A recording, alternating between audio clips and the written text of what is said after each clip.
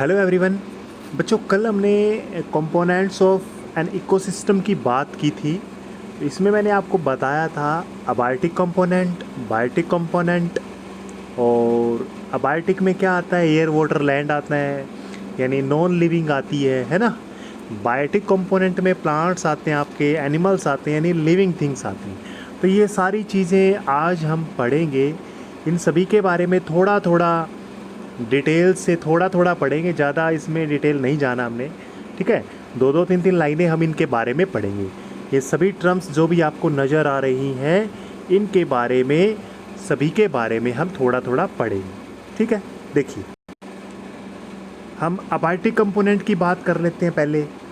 All the non living component, सारे के सारे जितने भी नॉन लिविंग कंपोनेंट हैं, जैसे आपका एयर है, वाटर है, लैंड है, लाइट है, टेम्परेचर है, ह्यूमिडिटी है, जो भी होते हैं ये क्या करते हैं?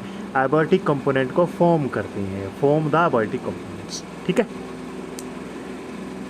बायोटिक में क्या आते हैं? All the living components such as plants, animal, bacteria, fungi form the biotic components. ये आपके बायोटिक कंपोनेंट्स होते हैं। अब देखिए, जो किस तरह का ये जो भोजन खाते हैं, किस तरह का मतलब हमारा न्यूट्रिशन होता है, बायोटिक कंपोनेंट में किस तरह का न्यूट्रिशन होता है, यानी पोषण कैसा होता है, उसके हिसाब से इनको अलग अलग कैटेगरी में डिवाइड किया गया है। आपको पता है बायोटिक के नीचे जो आपने ग्राफ बनाया है ना, जो आपने ग्राफ बनाया है वो पीछे वाला ही, उसके नीचे ही लिखना है ये। ठीक है, उसमें प्रोड्यूसर है सबसे पहले। देखो प्रोड्यूसर क्या है? जितने भी ग्रीन प्लांट्स है या ब्लू और ग्रीन अलगाई है, जो अपना भोजन खुद बना सकते हैं फोटोसिंथेसिस से,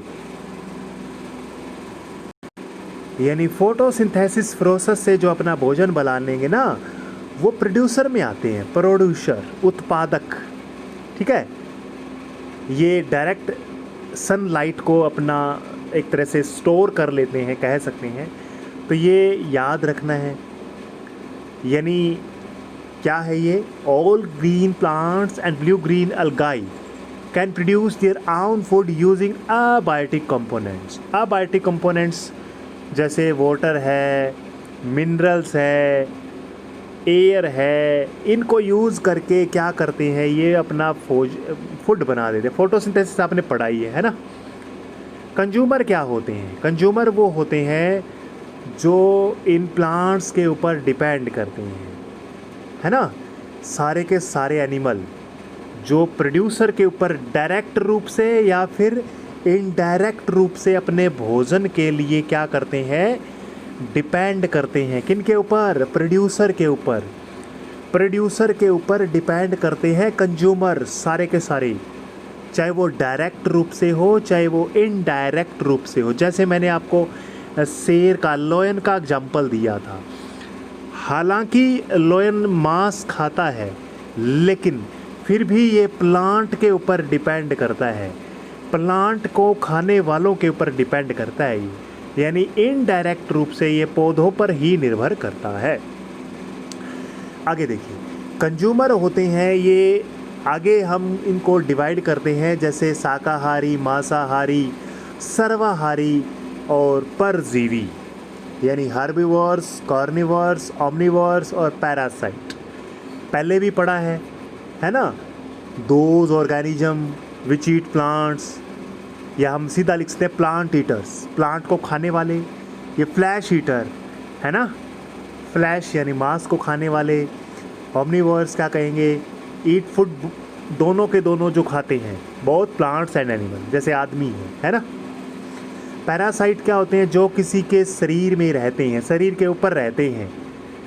अमरबेल वगैरह आपने पढ़ी होगी, है ना।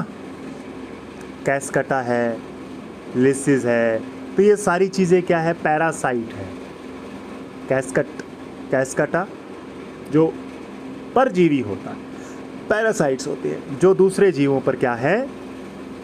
उसकी शरीर पर ही रहते हैं और उनसे भोजन को ग्रहण करते हैं। जैसे सीधी सी बात है, हमारे जैसे सिर में किसी के ख़राब हो जाए, ढेरे पड़ जाए ना, वो भी पैरासाइट ही हैं, ठीक है, जू जू कह सकते हो, है ना। तो ये भी पैरासाइट ही का ही एग्जाम्पल है। डिकम्पोज़र क्या होते हैं, ये बिल्कुल ही इजी सा है। डिकम्पोज़र क्या होते हैं, इंक्लूड ऑर्गेनिज्म।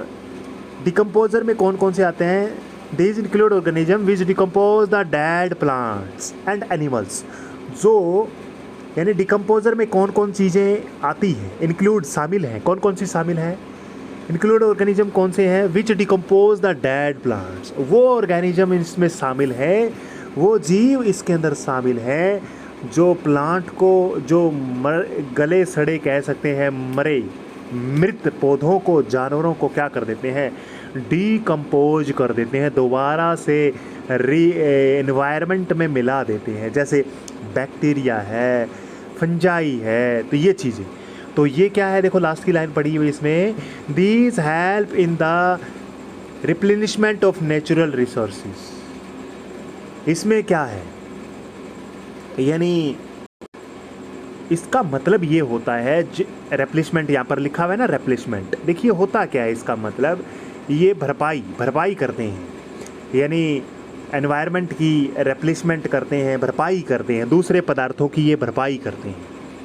नेचुरल रिसोर्सेज की, यानी प्राकृतिक के जो रिसोर्सेज हैं, संसाधन है, उसकी वो भरपाई कर देते हैं। यानी सीधी सी बात है, जैसे मान लो नाइट्रोजन का फिक्स कर देते हैं, यानी सूक्ष्म जीव तो हैं जो मतलब एनवायरनमेंट की, मान लो जो पेड़ पौधों ने नाइट्रोजन ले ली तो दोबारा से जब डेड हो जाते हैं, एनिमल्स डेड हो जाते हैं, उनकी जो नाइट्रोजन है उनको दोबारा से एनवायरनमेंट में मिलाने का काम, गैस में बदलने का काम, कहने का मतलब है रिप्लेसमेंट करने का काम, रिप्लेनिशमेंट करने का काम कौन करते हैं, भरपाई करने का काम कौन करते हैं, डिकम्पोजर करते हैं। कौन करते हैं, यानी जो चीज़ें, जैसे कोई व्यक्ति की डेथ हो जाती है, जो चीज़ हवा की है हवा में चली जाएगी, पानी की है पानी में चली जाएगी, है ना, गैसेज जो भी हैं, तो यानी मिट्टी वाली मिट्टी में चली जाएगी। तो कहने का मतलब है डिकम्पोज करने का काम बैक्टीरिया का है, ये जो फंजाई या बैक्टीरिया डिकम्पोजर का है। ठीक है बच्चों, इतना ही करेंगे आज, थैंक यू।